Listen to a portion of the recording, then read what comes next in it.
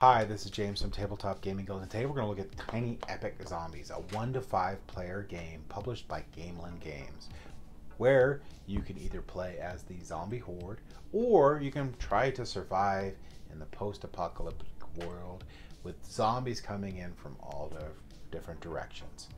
Let's go ahead down to the table.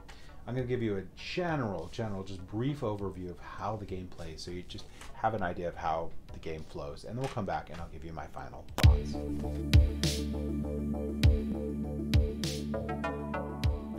Alright, so this is what a setup of Tiny Epic Zombie might look like. I didn't completely set this up, but I'm just going to give you a general idea how the game plays.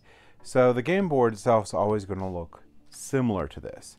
These are all double-sided, and depending on the side that's flipped, depends on what goes out. So a lot of the variability in the game is going to be the placement on these and the missions that you have. There's going to be a side that's going to have this police vehicle that you can use to zoom around the board, and there's going to be a side that has the motorcycle, which is the opposite side of this. You're going to give each player a random random card like this. So there's a lot of them. So there's a lot of different ones they can pick from. And they're going to place a health token at 0 and a bullet at 9. They will then, this little health token here determines which meeple they have, so if they preference to a color, whatever, doesn't matter. Set that up however you want for that. And the zombie player will get one random card, and these are double-sided, so you just flip it to the zombie side and put a little counter on the one spot on there.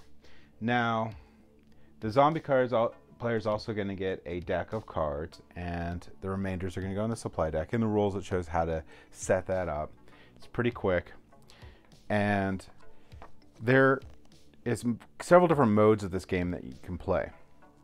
We're going over the cooperative game, where these guys are playing cooperative against the zombie player, so 1 versus all. You can also have a cooperative game, which is 2 to 4 players. So this one actually goes, the cooperative where you go against the zombie player goes 3 to 5 players.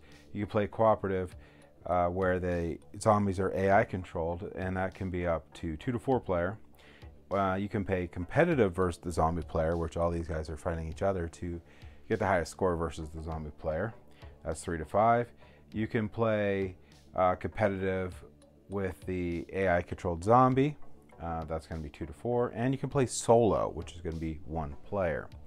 Now, at the start of the game, you're also going to put out, we're going to go over the cooperative versus the zombie player, but all the other ones are fairly similar to that. So you get a big deck of all these different objectives that you can have, and you're going to randomly place out 3, and you're going to look at the setup requirements for these. In order for the human players to win, they're going to need to complete all 3 of these objectives. And if they do, they immediately win the game.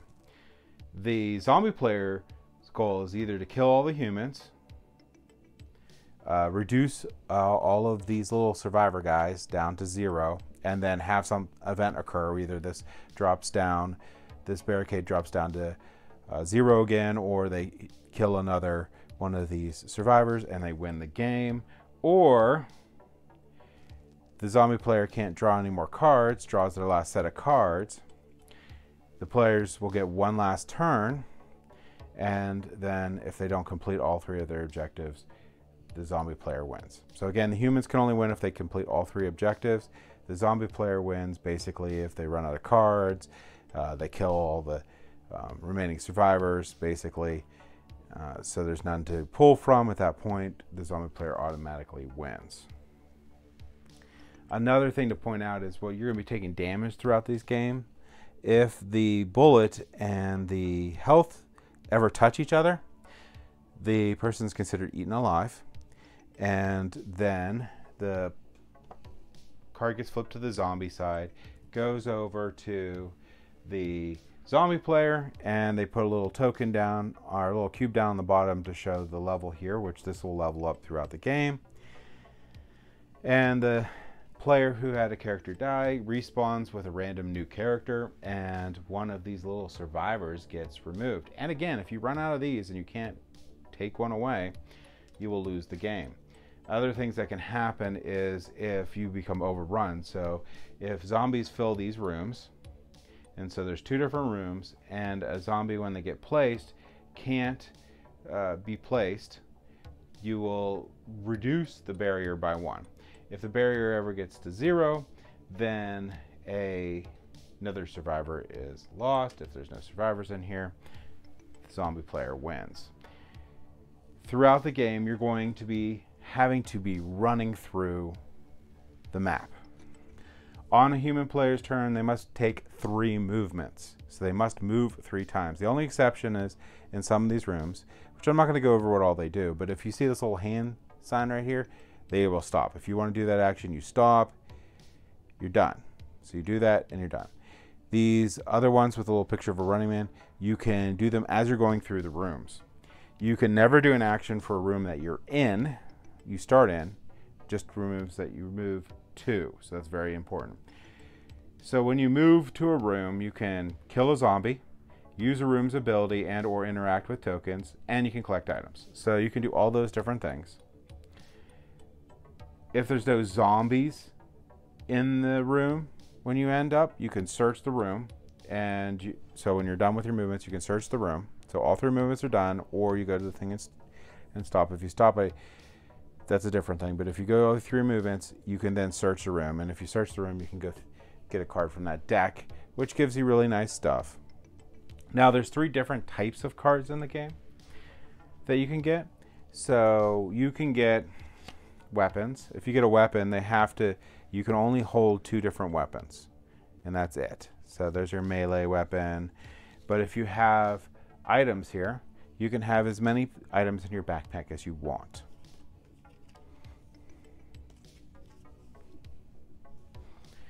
Now there's something very important about the zombie player, but we're going to go over that in a second. So on a player's turn, they can kill a zombie. No matter what, when you go into a room with a zombie, you're going to kill the zombie. Now what matters is if you get a bonus action or not. So you roll this die. If you get this action, you do an overkill and you get another free movement, so you can move into another room. You can continue doing this. You can just basically chain this and keep getting free actions from killing zombies and keep on moving. Now, if you get this one, nothing happens, you kill the zombie. If you get this, you kill the zombie, but you take 2 damage. And there's a 1 damage on here too. So yeah, here's the 1 damage. So that's basically it. So you can kill a zombie, that's what happens. You can use ranged weapons. So if I move into this room and I have a ranged weapon, I can spend a bullet. Well, I don't have to have one, you always have one. I can spend a bullet and I take care of that zombie. But again, remember, if this health and the bullets ever touch, you are eaten alive. So you have to use that sparingly. So basically that's it. If you're adjacent room there, you can shoot them. Now another thing that matters in this game is there's no real break between rooms. If you see a door or not, it doesn't really matter. You can go like, I can go here, see there's nothing there. I can go here. That's all good. So you're just moving from room to room. Don't worry about what it shows visually for openings. Okay, so that's basically what you're going to do as humans. You're going to run around and do different things. One thing that I do want to really note is if you do these crates are very important. You can pick up a crate and you can run it to here, and you'll be able to pull this up twice, which is very important, and you also get an item, which is really nice. So other things that can happen is if you die and you have items, so you become eaten alive, you will drop off your items in the room that you're at. If you were here, you get to pick where you put it. After the human players get to go, and again, this is a very brief game, the zombie player gets to go. Now, at the start of the game, the zombie player would have drawn 4 cards. And the zombie player is going to try to guess, actually these are pretty much all just 2. Wow. Anyway, so the zombie player is going to try to guess where these players are going to move. And he's going to put these cards face down by each player. When it becomes the zombie's turn, the players are going to flip over this card. If the player ends up in the room, so say the symbol matches, that the zombie player guessed they would be in, they get to fire off their special ability and do some really cool stuff. The zombie player is going to keep doing this basically drawing 4 cards and placing them out each round until it runs out, and the game will end at that point if the humans didn't win. All right, so if they made noise, they get to do this really cool stuff. So basically what's going to happen is you're going to pick, there can be more than one of these, so you're going to pick one of them, and wherever this cube is, you're going to do the action. After that, this moves up, and then you get to do both things. So these guys become more and more deadly as the game goes by, so the better the zombie player is at guessing where these people are going to be, the better they're going to be at killing these human players. Now, after that, no matter what, whether the humans made noise or not, the zombie player adds 2 new zombies from the supply into one or both stores that match the search card symbols. The zombie player decides whether they add both zombies one at a time into the same store or add one to the two different stores. So basically, if these all flipped, the only stores I would have available right now to place them are going to be these 2 stores. If you place a zombie, so let's say this is all full here, and I want to place a zombie here, I can't. Then this barricade's going to go down. I'm going to attack their base. If the barricade ever gets to the end, you're going to lose a survivor, and this is going to reset to 2. That's always going to happen. Once they run out of survivors and they can't get a survivor, the zombie player wins. So you have to basically watch that barricade pretty carefully throughout the game. And this is just a really quick overview for the game. There's a lot into what you need to plan out for these different things. The zombie player has to plan out what you're going to assign, what cards you're going to assign to the players to try to guess what rooms they're in. You can also play some zombie attack cards in there too. So, oops, should have some. There's zombie attack cards. Dang it! So you can, these events that can happen going through the item deck. There's some, I didn't see anywhere the zombie attack cards.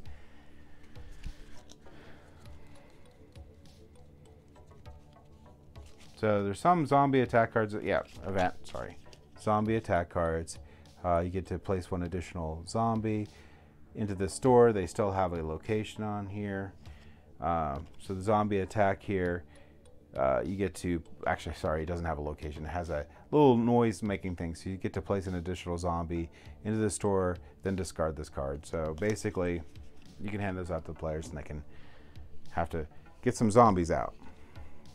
But overall, that's the general gist of how the game plays. Not all the components on how the game plays, but general idea how the game plays and it flows. Let's go ahead back up the table here and I'll give you my final thoughts.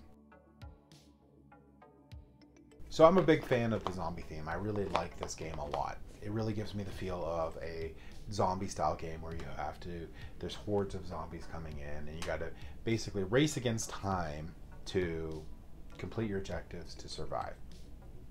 One thing I didn't mention on here is this one uses the item mutable system. The item mutable system is really cool. You get these little tiny pieces that are the weapons and stuff, and when you gain the weapons throughout the game, you can place them on the meeples. And there's 2 hands on there, and you can only carry 2 different weapons on your person. You can swap them out later on and just drop the other one, but you only get 2, and you can put those on there so you have a nice visual reference of what weapons every player has. The gameplay itself, the different modes, I really like the cooperative versus the zombie player or the cooperative versus the AI zombie player. Those are my 2 favorite. I definitely love those the most. The other modes are all great. The solo mode's fine too. Those ones are just, I just love them. They're a blast. I love playing as a zombie player. We're going to go and try to guess where their locations are going and give them those cards and try to get those abilities to fire off, try to kill those heroes so you get more zombies, main zombies that you can use those abilities on.